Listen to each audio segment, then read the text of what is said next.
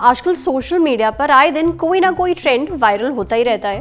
बिना जांच पड़ताल किए लोग इन्हें फॉलो भी करने लगते हैं, फिर बाद में पछताते हैं। ऐसा ही एक ट्रेंड जो आजकल काफी पॉपुलर हो रहा है वो है टर्की टीथ। ये टर्की टीथ वो नहीं है जो आप समझ रहे हैं। टर्की एक चिड़िया भी होती है, इसे खाया भी जाता है। अब इस ट्रेंड का उसके दांतों से कोई भी लेना देना नहीं है। ये वो देश वाला टर्की है जिसे तुर्की भी कहते हैं। मोटा माटी समझें तो इसमें दांत एकदम सफ़ेद, साफ और खूबसूरत लगते हैं। अब खूबसूरत दिखने वाले दांत किसे नहीं चाहिए।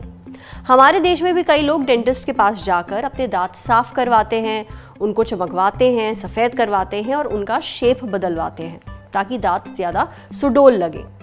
ये ट्रेंड कुछ ऐसा ही है। इसमें आपके दांत किसी सेलिब्रिटी से कम नहीं लगते हैं, पर ऐसे दांत पाने के लिए दुनिया भर के लोग टर्की जा रहे हैं, इसलिए इसका नाम टर्की टीथ पड़ गया है। अब टर्की ही क्यों, इसका जवाब आपको थोड़ी देर में पता चल जाएगा, पर उससे पहले ये जान लीजिए कि ऐसे किसी भी ट्रीटमेंट को करवाने से डेंटिस्ट मना क्यों करते हैं। इसलिए अगर आप भी आर्टिफिशियल तरीके से अपने दांतों के रंग, आकार, साइज और शेप को बदलवाना चाहते हैं तो सुनिए एक्सपर्ट्स का क्या कहना है। अपनी कंट्री से टर्की जाकर कॉस्मेटिक डेंटल ट्रीटमेंट करवाने और हॉलीवुड स्माइल बनवाने के ट्रेंड को टर्की टीथ कहते हैं। कम खर्च में दूसरे देश में जाकर डेंटल ट्रीटमेंट करवाना या डेंटल टूरिज्म काफी सालों से पॉपुलर हो रहा था, पर कुछ सालों से केटी प्राइस और जैक फिंचमैन जैसे रियलिटी टीवी स्टार्स की कॉस्मेटिक डेंटल ट्रीटमेंट की फोटोज सोशल मीडिया में पॉपुलर होने की वजह से टर्की जाकर डेंटल ट्रीटमेंट करवाना काफी पॉपुलर हो गया है। इस ट्रेंड के चलते यूके के यंग लोग 18 से 34 साल की एज ग्रुप के जिनके दांतों में और कोई परेशानी नहीं है, वो भी अपने दांतों को ज्यादा सफेद और बड़ा बनवा रहे हैं। इसके लिए वहां डेंटिस्ट वेनियर्स और क्राउन्स का इस्तेमाल कर रहे हैं।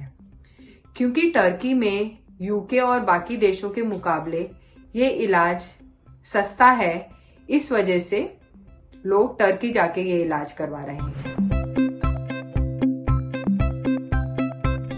टर्की टीथ बनवाने के लिए जब आप डेंटिस्ट के पास जाएंगे तब वो आपके साथ बैठकर डिस्कस करेंगे कि आपको कौन से शेप का, साइज का, कलर का दांत बनवाना है, कितने दांत बनवाने हैं, वेनियर लगवाना है या क्राउन लगवाना है। ये डिसाइड करना बहुत जरूरी है क्योंकि वेनियर के अंदर दांतों को 5 से 15% के करीब घिसना पड़ता है और क्राउन के लिए दांतों को 50 से 70% के करीब घिसना पड़ता है। तो आप जो डिसाइड करेंगे उसके हिसाब से वो दांतों को घिसेंगे। दांत घिसकर जब वो छोटा कर देंगे तब वो उन दांतों का नाप लेंगे। नाप लेने के बाद वो लैब में बनने के लिए भेजेंगे। जब लैब से वो दांत आपके बताए गए शेप, साइज, कलर के हिसाब से बनकर आ जाएंगे तब वो आपको चेक करवाएंगे कि जैसा आप चाहते थे वैसा है या नहीं है। आप मिरर में देखकर तसल्ली कर सकते हैं कि हाँ, मुझे ऐसे ही कलर के और इसी तरह के दांत चाहिए थे। जब आपकी तसल्ली हो जाएगी तब वो डेंटल सीमेंट की मदद से आपके मुंह में उन दांतों को फिक्स कर देंगे। इस तरह से आपके टर्की टीथ बनके तैयार हो जाएंगे।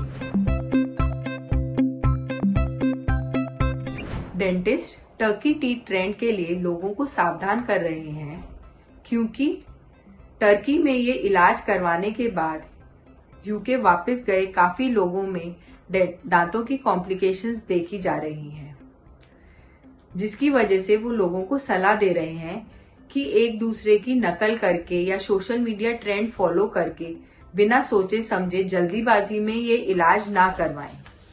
ऐसा नहीं है कि कॉस्मेटिक डेंटल ट्रीटमेंट करवाना खतरनाक काम है, लेकिन सिर्फ एक दूसरे की नकल करने के लिए या सोशल मीडिया ट्रेंड फॉलो करने के लिए बिना सोच विचार किए, बिना पूरी तैयारी के, बिना प्लानिंग के, बिना जो इलाज करा रहे हैं उसकी जानकारी लिए हुए जल्दीबाजी में ये इलाज करवाने से आपको दांतों में दर्द, मसूड़ों में सूजन या दांत खराब होने जैसी परेशानियों का सामना करना पड़ सकता है।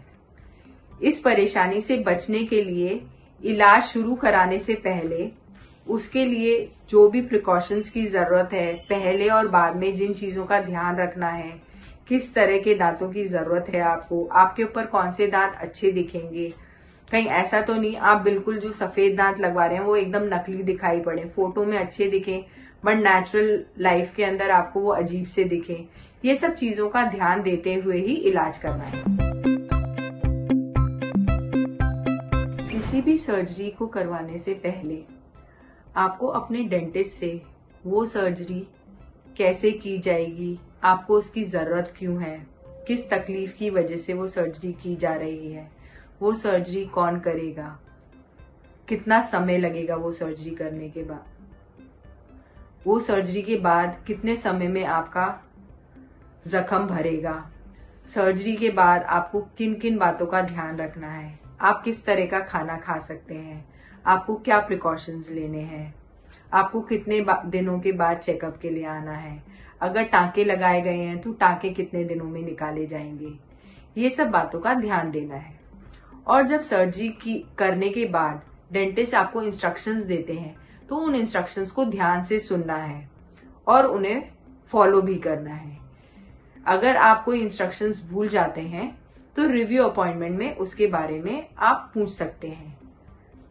हर चीज को ध्यान से देखकर समझकर, अगर कोई बात नहीं समझ में आई है तो दोबारा पूछकर फिर ही सर्जरी के बारे में डिसाइड करें और सर्जरी करवाएं। जल्दीबाजी में किसी भी सर्जरी के बारे में डिसाइड नहीं करना चाहिए।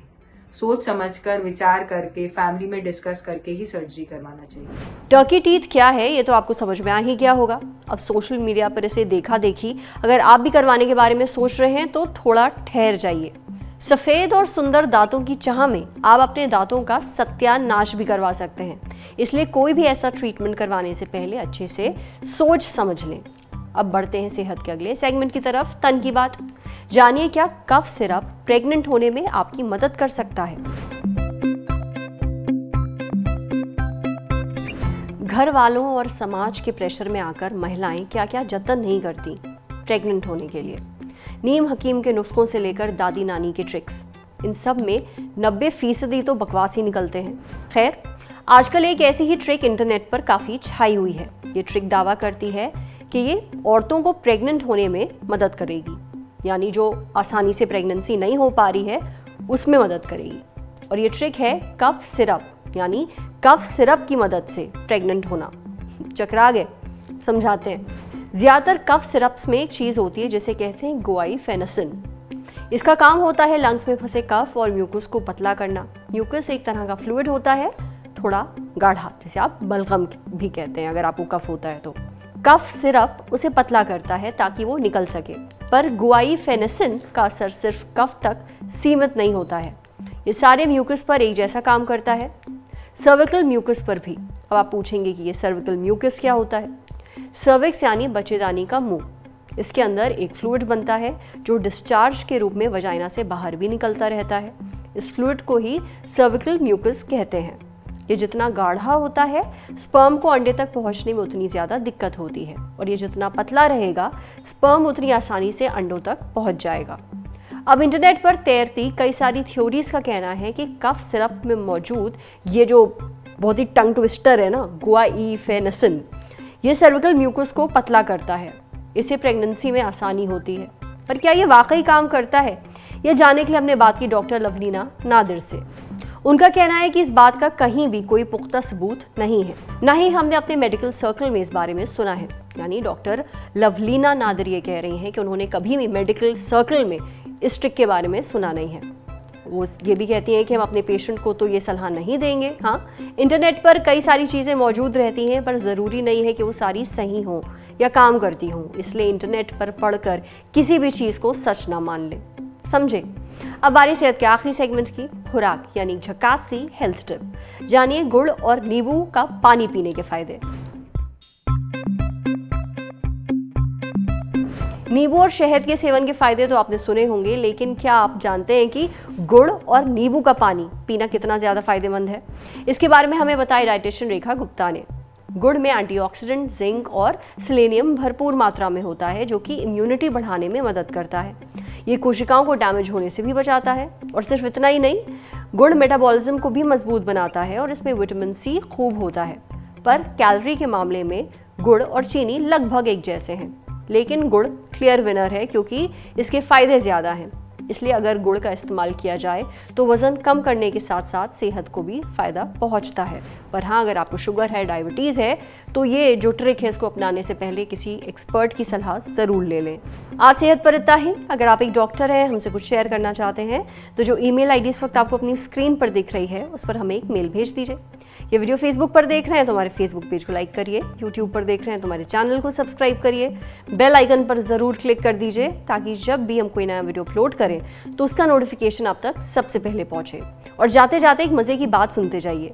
अब आप देख सकते हैं the Lallantop show live Lallantop app पर ठीक रात 8 बजे। आज ही डाउनलोड करिए। शुक्रिया।